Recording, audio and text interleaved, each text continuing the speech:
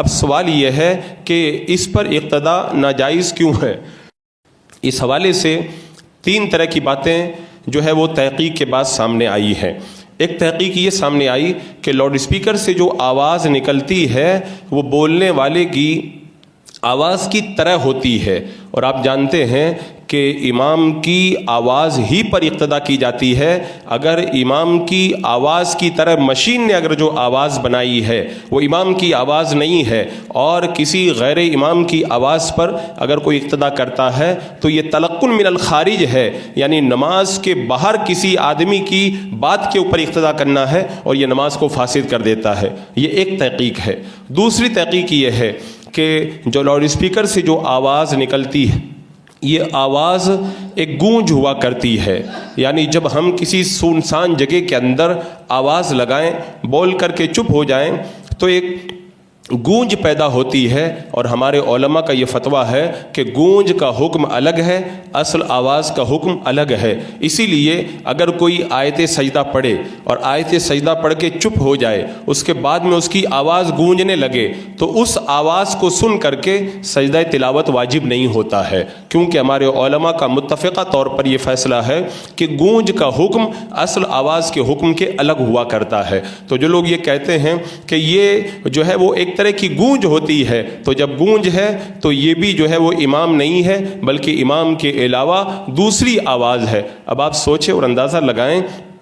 کہ اگر کوئی آدمی خود بول رہا ہے، اس کی خود کی آواز ہے، لیکن جب وہ گونج بن گئی تو اس کا حکم بدل گیا، تو مائک کے اندر جانے کے بعد میں جو ہماری خود کی آواز ہے جب وہ گونج بن جائے تو اس کا حکم پھر الگ کیوں نہیں ہوگا؟ یہ دوسری تحقیق۔ اور ایک تحقیق یہ ہوئی کہ جو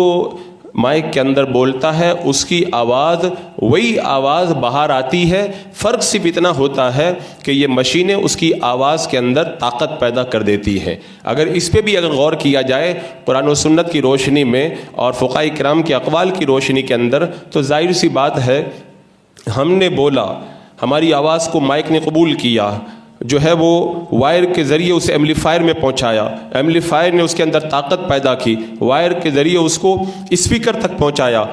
اور پھر اسپیکر نے اس آواز کو پھیلایا، تو جو آواز کسی خارج سے متاثر ہو جاتی ہے اس آواز کی اقتدا کرنا بھی فقہاء کرام نے ناجائز قرار دیا ہے۔ اور ظاہر سی بات ہے کہ جب آپ کی آوازیں اتنے واسطوں سے، اتنے سببوں سے متاثر ہو رہی ہے تو پھر اس آواز کی اقتدا کرنا کیسے جائز ہو جائے گا؟ حضرات مکرم، شریعت مطہرہ کے جو اصول ہیں بڑے مضبوط اصول ہیں، اور فقہاء کرام کو ہماری نمازوں کی بڑی فکر تھی، اور ہر دور کے اندر اب کوئی یہ کہہ سکتا ہے کہ ابتدا کے اندر جب مائک کا وجود ہوا تب اتنی ترقی نہیں ہوئی تھی،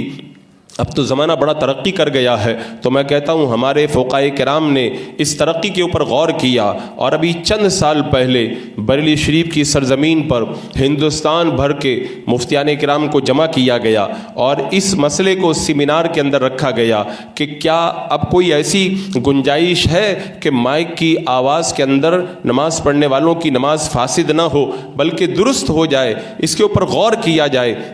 مفتیان کرام کو سوالات بھیجے گئے، ایک زمانے تک مفتیان کرام ان سوالات کے اوپر غور کرتے رہے، پھر بریلی شریف کی سرزمین پر سب اپنے مقالے لکھ کر کے پہنچے، سیمینار ہوا اور بڑی بحث ہوئی۔ بحث کے بعد میں آخر میں پھر یہی فیصلہ سنایا گیا کہ جو آواز مائک کے ذریعے نکلتی ہے وہ بولنے والے کی اصل آواز نہیں ہے، لہذا جو اس آواز کی اقتدا کے اندر نماز ادا کرے گا اس کی نماز فاسد ہو جائے گی۔